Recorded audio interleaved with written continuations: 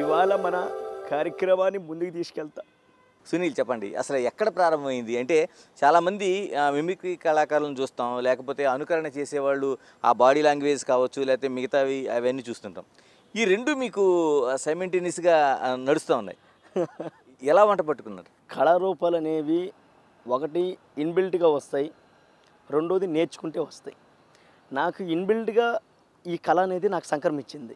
దానికి కారణం ఏంటంటే అమ్మగారు నాన్నగారు ఇద్దరూ కళారూపాలు చేస్తూ, అమ్మ పాటలు పాడుతూ సింగరు, అమ్మ రేడియోకెన్ సింగరు, నాన్నగారు కళాకారులు.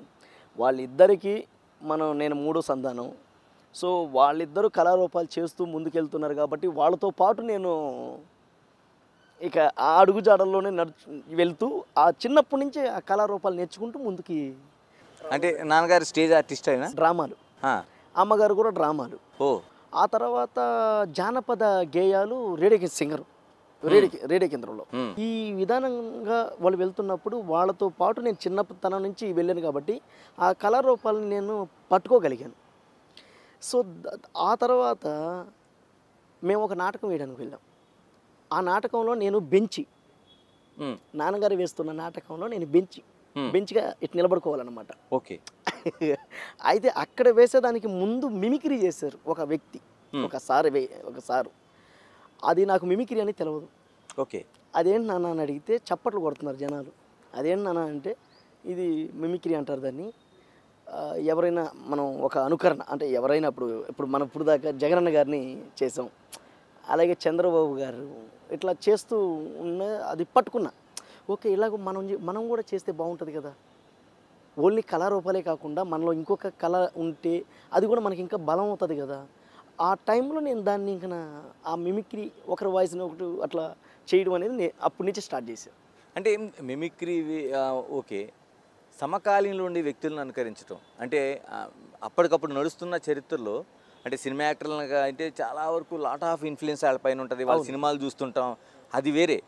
ఒక రాజకీయ నాయకుడిని వాళ్ళ భావోద్వేగాలు మాత్రమే చూస్తారు, వాళ్ళ అనౌన్స్మెంట్లు చూస్తారు, ఏమి ఇస్తున్నాడు మన నాయకుడు అనేది చూస్తారు. కానీ వాళ్ళ గొంతు ఏంటి, ఆ స్టైల్ ఏంటి అనేది పట్టుకోవడం అనేది చాలా కష్టమైనది. అవును, ఎలా పట్టుకోగలిగారు అసలు? అంటే ఇప్పుడు మీరు అన్నారు కదా, ఎవరికి ఏం కావాలో వాళ్ళు తీసుకుంటారు. ఓకే, నాకు అది కావాలి. ఇప్పుడు అందరూ జనాభా అన్నారు, జనాలందరికీ ఓకే మా నాయకుడు ఇది చెప్పాడు, మా నాయకుడు ఇవి ఇస్తున్నాడు, మా నాయకుడు ఇది చెప్తున్నాడు, మా నాయకుడు ఇది చెప్తున్నాడు అని ఎవరైతే ప్రజలు నాయకుడి నుంచి ఏదైతే కోరుకుంటారో వాళ్ళు తీసుకుంటారు. నేను ఆ నాయకుడిని చూసి నేర్చుకున్నది ఆయన బాడీ లాంగ్వేజ్, ఆయన వాయిస్. నాకు కావాల్సింది నేను తీసుకున్నా కళాకారుడిగా.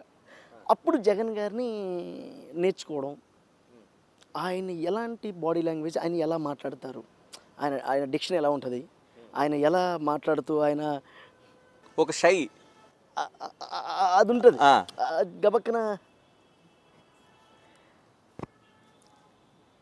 ఇదే మాదిరిగా చూస్తూ ఉంటే 2019లో ముందుకెళ్ళాం, 2024లో ముందుకెళ్ళాం. నాన్నగారి ఆశీస్సులు, అమ్మగారి ఆశీస్సులు, అవ్వాతాతల ఆశీస్సులు. ఇవాళ నేను ఒకటే చెప్పదలుచుకున్నా, ఇదే మాదిరిగా ముందుకెళ్తాం. 24లో కూడా రికార్డు బద్దలు కొడతామని చెప్తా ఉన్నా. ఏంటయ్యా మీరు చూసేది, ఏంటయ్యా? వెళ్ళొస్తానక్క, వెళ్ళొస్తా చెల్లి, వెళ్ళొస్తా.